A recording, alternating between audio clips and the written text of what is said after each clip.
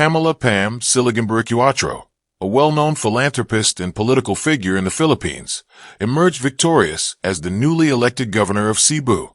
Representing the Partido Demokratiko Pilipino, PDP, she captured public attention through her social work and for founding the Simply Share Foundation, the first food bank in the Visayas region.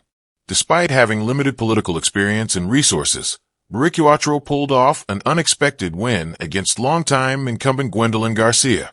Her political journey reflects a dynamic blend of grassroots activism, charity work, and newfound political clout, underscored by her close alignment with former President Rodrigo Duterte. Pam has an estimated net worth of $3 million. Academic journey and career beginnings. Baricuatro pursued her undergraduate degree in political science at the University of San Carlos in Cebu City.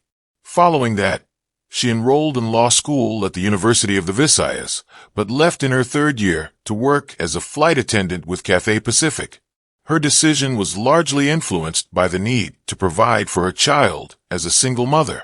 In her pursuit of broader perspectives, she also took part in strategic leadership courses at the City University of Hong Kong and public administration programs at Harvard University.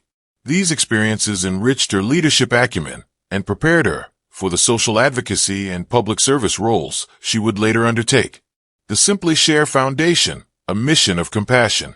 Baricuatro's humanitarian work came to the fore in 2015 when she established the Simply Share Foundation. It became the pioneering food bank in the Visayas and has since played a vital role in providing relief and nutrition to underserved communities. The foundation's relevance became especially significant in the aftermath of Typhoon Odette in 2021. It was instrumental in coordinating relief efforts across Cebu and was supported by public figures such as Miss Universe Philippines 2021 Beatrice Gomez. Through donation drives and community mobilization, the foundation helped thousands of families recover from the devastating storm.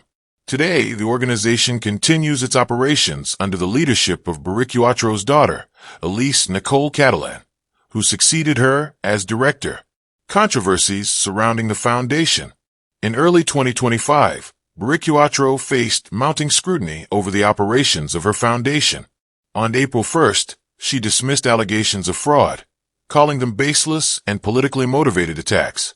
Nonetheless, scrutiny intensified after a Facebook post alleged that the Philippine Navy donated 1 million Cuban pesos to the foundation in February 2022, despite its lack of DSWD-issued permits. The Department of Social Welfare and Development DSWD initiated a formal investigation. A subpoena was served for her appearance before the National Bureau of Investigation (NBI), which she declined on the advice of her legal counsel. The DSWD went on to file a criminal complaint on April 8, citing violations of the solicitation permit law. To defend the donation, Commodore Joselito de Guzman of the Philippine Navy clarified that the contribution came from voluntary donations of naval personnel, specifically from their meal allowances, and not public funds. Ties to the Duterte administration. Baricuatro's political journey was shaped during the presidency of Rodrigo Duterte.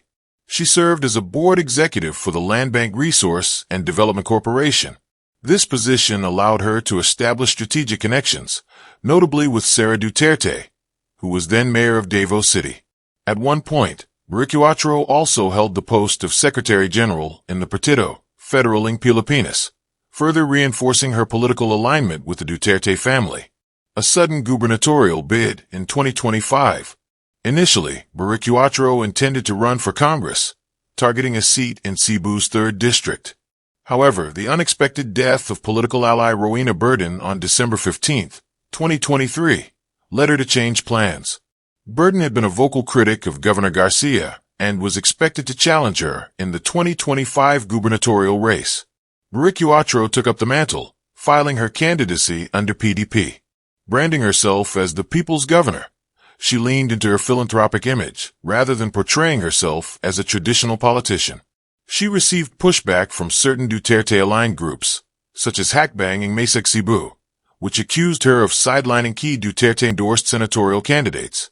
Baricuatro firmly denied the claims, affirming her support for the full PDP ticket. Overcoming the odds. campaign against Gwendolyn Garcia.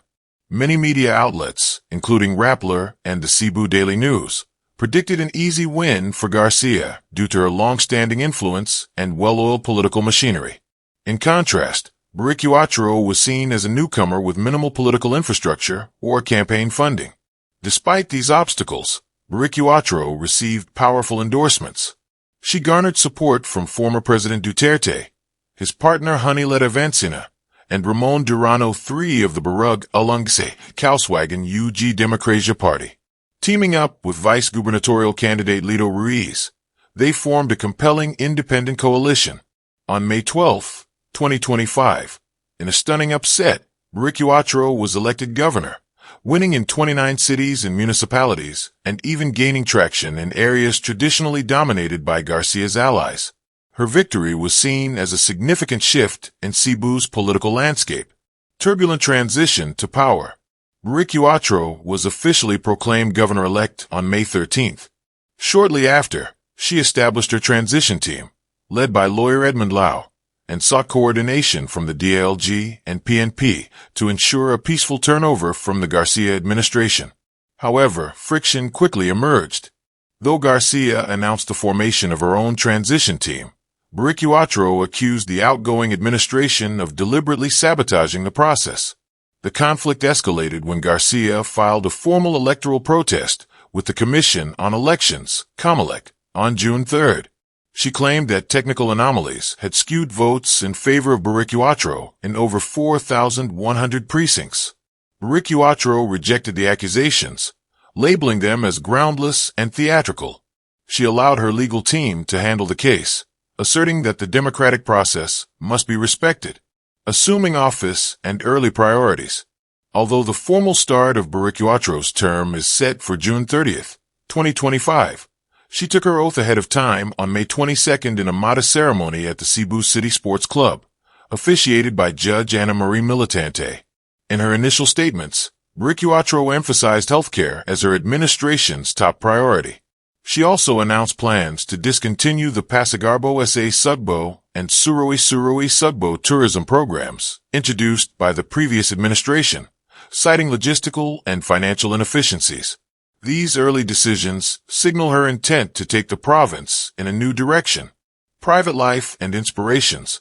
A resident of Pinamungajan, Baricuatro has lived a life marked by resilience. She became a mother at 20, raising her daughter, Elise Nicole, on her own before marrying businessman David alone later in life. Her friendship with Rowena Burden deeply influenced her political ambitions.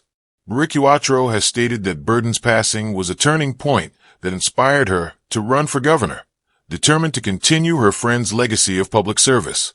Conclusion: a new chapter for Cebu. Pamela Baricuatro's rise to Cebu's governorship reflects both her commitment to public service and the power of grassroots movements. From founding a food bank to unseating an entrenched political figure, she has demonstrated that authenticity and perseverance can still thrive in Philippine politics. As she officially begins her term on June 30, 2025, all eyes will be on her administration, whether it can deliver on its promises and truly usher in a new era for Cebu. Thank you for watching and kindly subscribe, like and share this video to family and friends.